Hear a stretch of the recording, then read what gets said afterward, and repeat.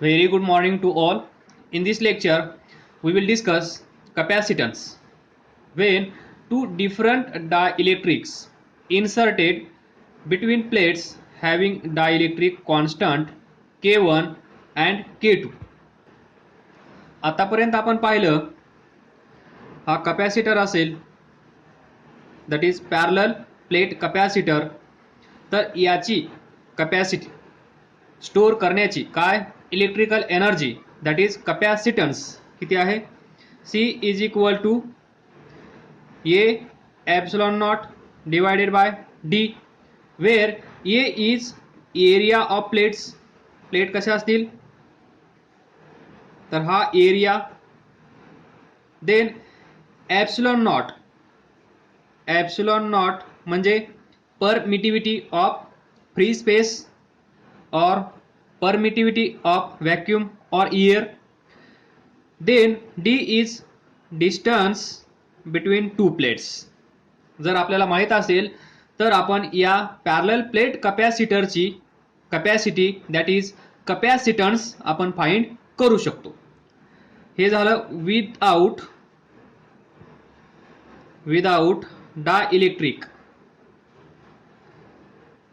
Dielectrics असं म्हणू शकतो आपण. देन हा असेल parallel plate capacitor.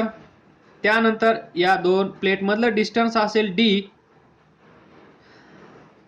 Permittivity of free space is epsilon naught. Then area of plate is A and dielectric medium of constant K is inserted in between these two plates. Then capacitance of this parallel plate capacitor is A epsilon naught K divided by D. तर पहा हा पण parallel plate capacitor आहे, हा पण parallel plate capacitor आहे.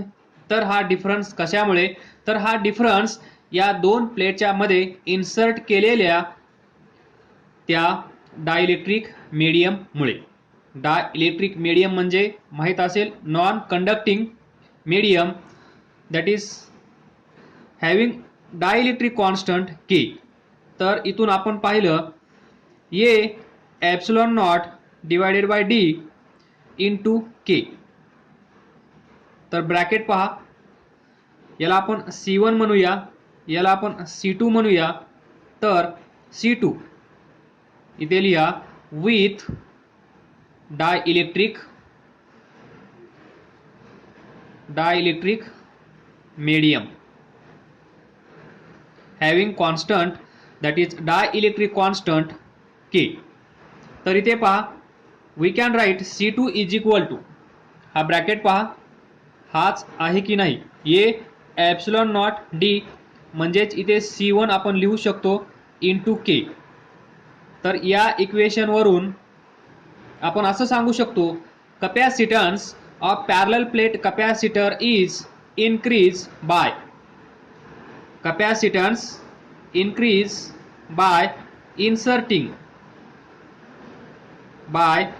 inserting dielectric medium between two plates. हे आपण पाहिलं. तर आज आपण काय पाहणार आहोत, what happens to this capacitance when two different dielectrics inserted. इथे पहा या केसमध्ये आपण या प्लेटच्या आतमध्ये एकच डायइलेक्ट्रिक स्लॅब आपण इन्सर्ट केला होता. तर आज आपण पाहणार याच ठिकाणी दोन वेगवेगळ्या मटेरियलचे दोन वेगवेगळे डायइलेक्ट्रिक्स आपण इन्सर्ट करणार आणि पाहणार या कॅपॅसिटन्सवर काय परिणाम होतो having dielectric constant K1 and K2. तर आपण पाहूया. तर पहा फर्स्ट केस काय असेल, पॅरलल प्लेट कॅपॅसिटर. हा असेल पॅरलल प्लेट कॅपॅसिटर. तर याचे दोन पार्ट करा. वरचा पार्ट हा, त्यानंतर या साईडचा एक पार्ट, याला म्हणा मीडियम 1, याला आपण म्हणूया मीडियम 2. मीडियम म्हणजेच डाय इलेक्ट्रिक मीडियम किंवा डाय इलेक्ट्रिक सबस्टन्स या दोन प्लेटच्या आतमध्ये आपण इन्सर्ट केलेला आहे आणि जो सबस्टन्स इथे इन्सर्ट केला आहे त्याचा डाय इलेक्ट्रिक कॉन्स्टंट या साईडचा आपण कन्सिडर करू K1, या साईडचा आपण कन्सिडर करू K2. तर पहा, ओरिजिनली आपण हे पाहिलं आहे, इथे डाय इलेक्ट्रिक सबस्टन्स किंवा डाय इलेक्ट्रिक स्लॅब आपण ॲड केला, इन्सर्ट केला या दोन प्लेटच्या मध्ये. तर आता आपण काय केलं, हा जो डाय इलेक्ट्रिक स्लॅब आहे तो हाफ डिवाइड केला आणि या साईडचं मटेरियल वेगवेगळं आहे असं आपण कन्सिडर करत आहोत. तर या साईडला जे मटेरियल असेल त्याचा डाय इलेक्ट्रिक कॉन्स्टंट K1, या साईडला जे मटेरियल असेल, जे डाय इलेक्ट्रिक्स असेल त्याचा डाय इलेक्ट्रिक कॉन्स्टंट K2 आपण कन्सिडर केला आहे. आणि ही जी सिच्युएशन आहे, ही सिच्युएशन कशी असेल पहा, या साईडचा एक स्लॅब आणि या साईडचा एक स्लॅब, इथे दोन स्लॅब आहेत. तर बेसिकली आपल्याला माहित आहे हे डिस्टन्स किती आहे, D, capacitance C is equal to A epsilon not divided by D into K. Basically हा फॉर्म्युला आपल्याला माहित आहे जेव्हा या दोन प्लेटच्या आतमध्ये एकाच प्रकारचं मटेरियल ज्यावेळेस आपण इन्सर्ट करतो त्यावेळेसचा, हॅविंग डाय इलेक्ट्रिक कॉन्स्टंट K. तर हाच स्लॅब आपण दोन पार्टमध्ये डिवाइड केला आहे. या साईडचं मटेरियल वेगळं, या साईडचं मटेरियल वेगळं. इथे काय इफेक्ट झाला असेल हे पहा. हा एरिया म्हणजे काय, हा एरिया, ही जी प्लेट आहे या प्लेटचा, ही प्लेट कशी असेल, अशी, हा एरिया ये. तर इथे पहा, जर ही प्लेट डिवाइड झाली दोन इक्वल पार्टमध्ये तर एरिया डिवाइड होईल की नाही. या प्लेटला जर मी असं डिवाइड केलं तर हा वरचा पार्ट आणि हा खालचा पार्ट याचा एरिया किती असेल, A/2. या साईडचा एरिया किती असेल, A/2. टोटल पहा, A/2 प्लस A/2 किती असेल एरिया A. या साईडला पहा, डिस्टन्स बिटवीन टू प्लेट्स किती आहे, D. त्यानंतर तर पहा, डायमेन्शनवर काय इफेक्ट होतो हे आपण डिस्कस केलं. त्यानंतर हाच आपण असा ड्रॉ करू शकतो. म्हणजे या अरेंजमेंटला आपण काय म्हणतो, पॅरलल कॉम्बिनेशन. बरोबर आहे, पॅरलल कॉम्बिनेशन. या साईडचा एक पार्ट म्हणजे हा एक सिंगल कॅपॅसिटर झाला, या साईडचा हाफ पार्ट म्हणजे हा दुसरा कॅपॅसिटर झाला. आणि हे दोन कॅपॅसिटर एकमेकांना, म्हणजेच हे दोन डाय इलेक्ट्रिक स्लॅब वेगवेगळे एकमेकांना कसे आहेत, पॅरलल मध्ये जोडले गेले आहेत. म्हणून आपण तुम्हाला इमॅजिन होण्यासाठी मी एक इक्विव्हॅलंट डायग्राम इथे तयार केली आहे. हा पार्ट म्हणजे हा कॅपॅसिटर, त्याला आपण C1 म्हणूया किंवा त्याची capacity that is capacitance C1. नंतर हा जो दुसरा पार्ट आहे या साईडचा, याचा कॅपॅसिटन्स आपण C2 कन्सिडर करूया. तर तुम्हाला माहित आहे single capacitance of each capacitor. तर नाऊ सी फर्स्ट पार्ट हा C1 इज इक्वल टू काय येईल, इथे पहा, एरिया किती झाला आहे, A/2. एरिया डिवाइड झाला आहे into epsilon not, no problem. त्यानंतर K, या साईडचं डाय इलेक्ट्रिक कॉन्स्टंट किती आहे, K1. काही करत नाहीये मी, हाच फॉर्म्युला मी यूज करत आहे जो तुम्हाला माहित आहे. Capacitance is equal to A epsilon not K divided by D. फक्त ज्यावेळेस हा पार्ट, हा डाय इलेक्ट्रिक स्लॅब दोन पार्टमध्ये डिवाइड केला गेला त्यावेळेस डायमेन्शनवर काहीतरी इफेक्ट झाला असेल, ते फक्त मी लक्षात ठेवलं आहे. ज्यावेळेस आपण या पार्टला असं डिवाइड करतो त्यावेळेस इकडचा एरिया हाफ, या साईडचा एरिया हाफ, टोटल एरिया काय असेल ए. त्यावेळेस ज्यावेळेस आपण दोन पार्ट याचे इक्वल करू त्यावेळेस हा एरिया किती असेल a/2, खालचा एरिया किती असेल a/2, म्हणजे या साईडची प्लेट हाफ होईल, त्यानंतर या साईडची प्लेट हाफ होईल.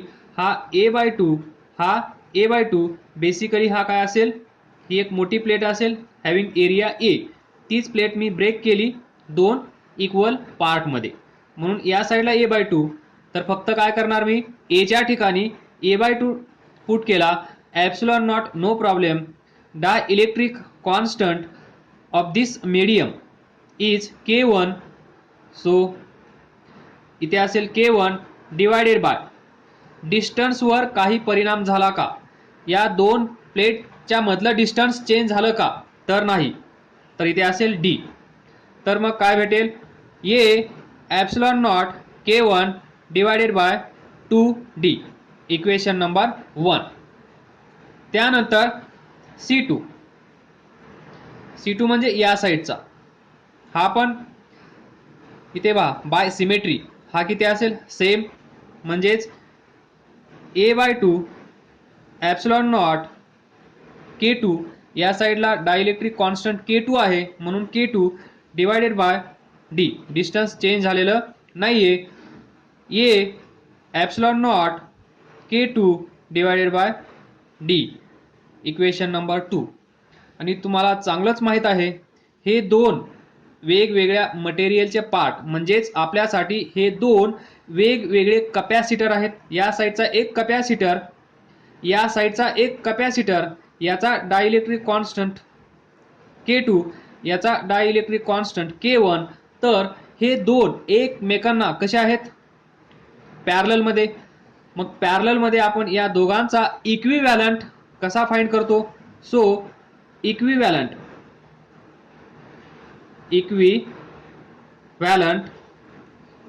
Capacitance, equivalent capacitance CEQ is equal to, parallel मध्ये कसा करतो, C1 plus C2.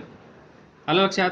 So find out C equivalent is equal to, C1 किती आहे, ये epsilon naught k1 divided by 2d plus ये epsilon naught k2 divided by 2d.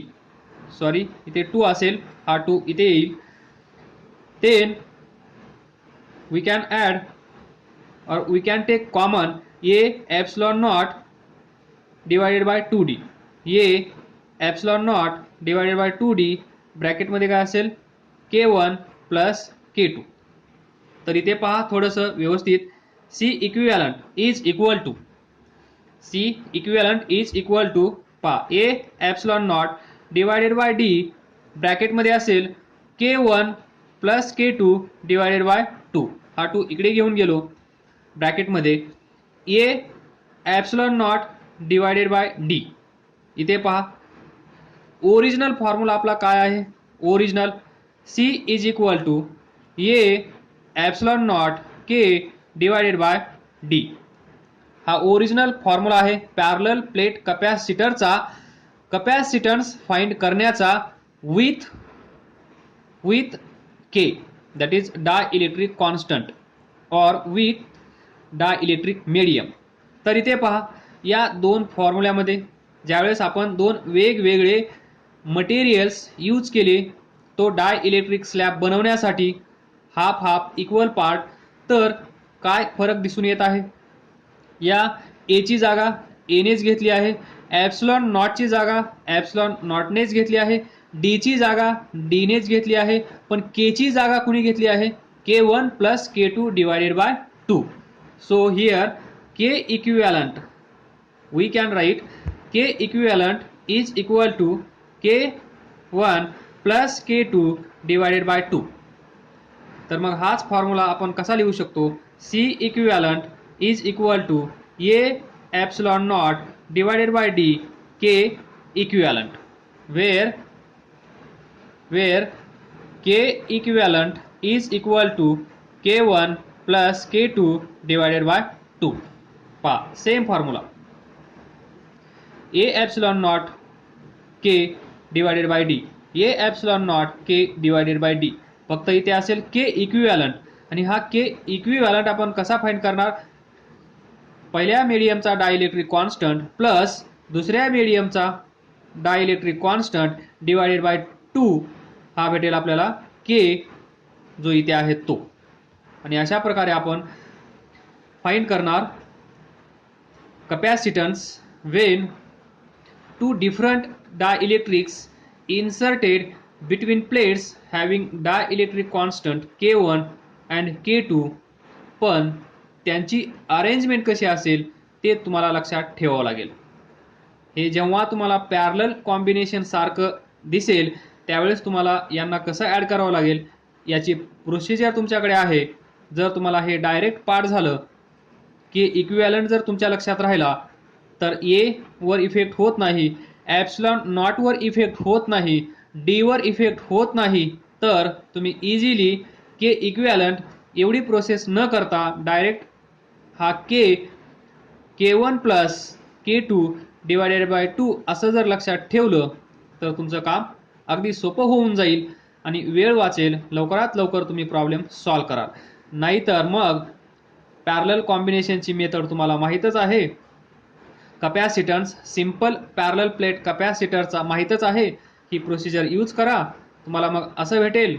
त्या ठिकाणी तुम्ही मग हे तर असेलच, K1 पुट कराल, K2 पुट कराल, दोन्ही डिवाइड कराल, तेच आन्सर येईल जिथे तुम्ही के इक्विव्हॅलंट पार्ट करू शकता. कधी? ब्रॅकेटमध्ये लिहा पॅरलल कनेक्शनचा K equivalent K1 plus K2 divided by 2. आणि तुमच्यासाठी होमवर्क असेल, होमवर्क इथे पहा, होमवर्क काय असेल? हा असेल पॅरलल प्लेट कपॅसिटर. तुमच्यासाठी होमवर्क हा जो पार्ट आहे डायइलेक्ट्रिक जिथे आपण इन्सर्ट करणार आहोत तो पार्ट आता तुम्हाला 3 इक्वल पार्टमध्ये डिवाइड करायचा आहे. इथला एरिया असेल A/3, इथला एरिया असेल A/3, इथला एरिया असेल A/3. कारण टोटल एरिया हा A असेल, याचे 3 इक्वल पार्ट केले तर याचा A/3, याचा A/3, याचा A/3, इथे असेल ही प्लेट, इथे असेल ही प्लेट. आणि मग तुम्हाला हीच प्रोसिजर यूज करायची आहे.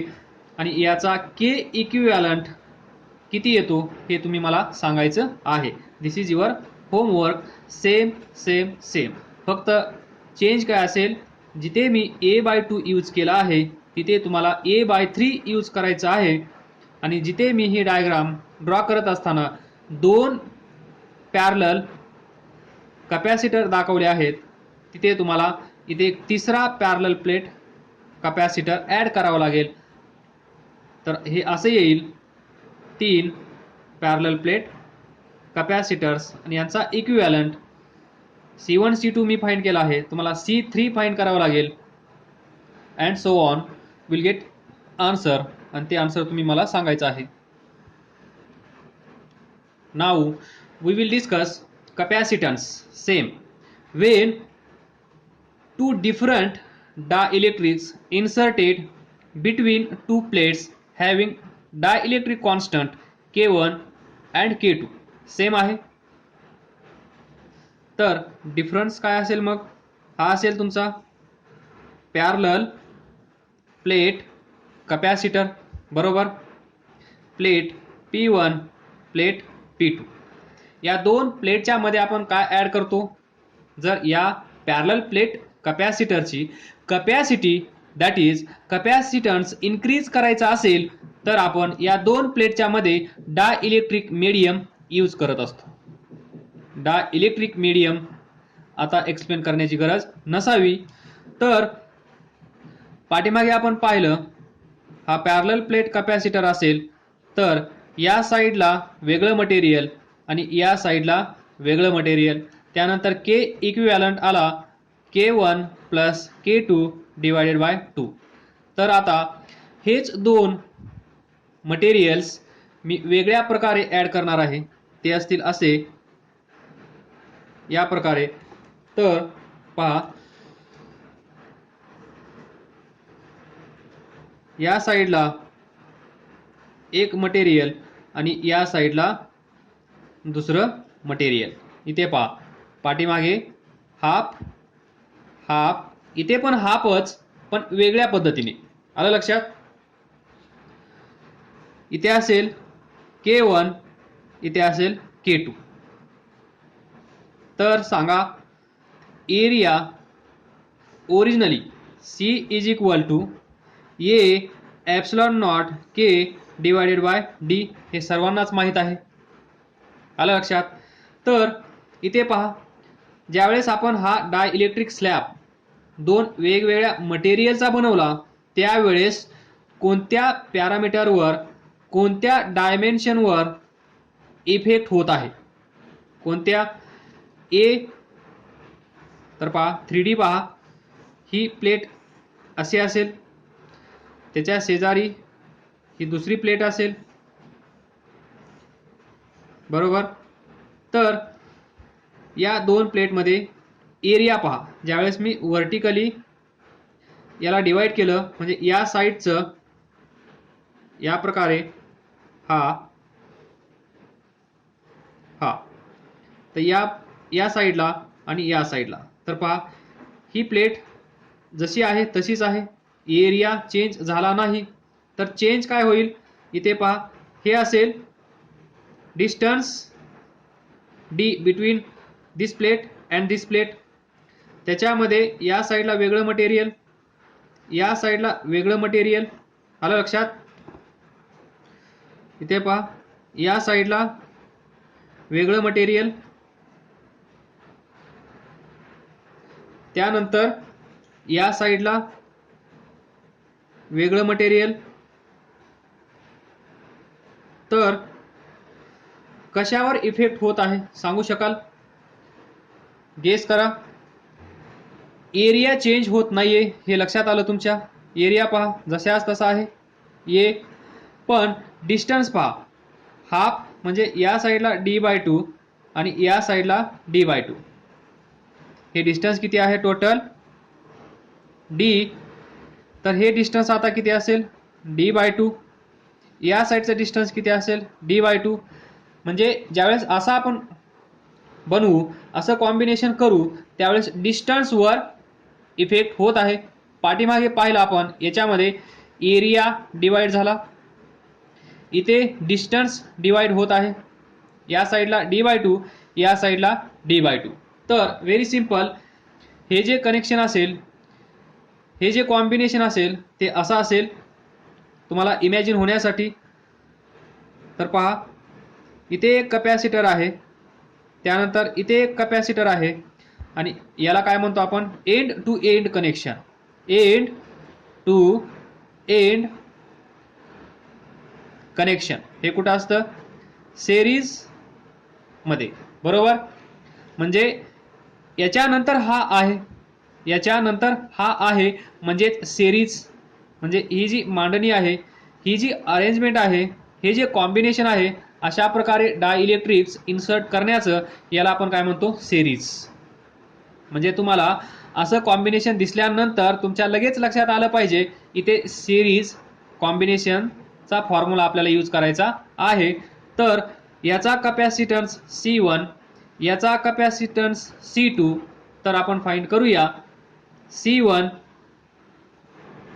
ओरिजिनली काय आहे A epsilon not K divided by D. तुम्हाला काय करायचं आहे, फक्त आणि फक्त जो डायमेन्शन, ज्या डायमेन्शनवर इफेक्ट होत आहे तो डायमेन्शन चेंज करायचा आहे. तर A वर इफेक्ट झाला नाही म्हणून A as it is. Epsilon नॉटवर इफेक्ट होणार नाही ॲज इट इज.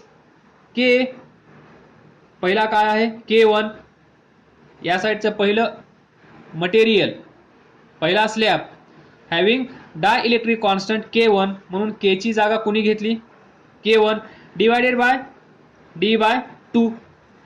तर हे कसं असेल मग 2 वर जाईल, 2 A epsilon not K1 divided by D.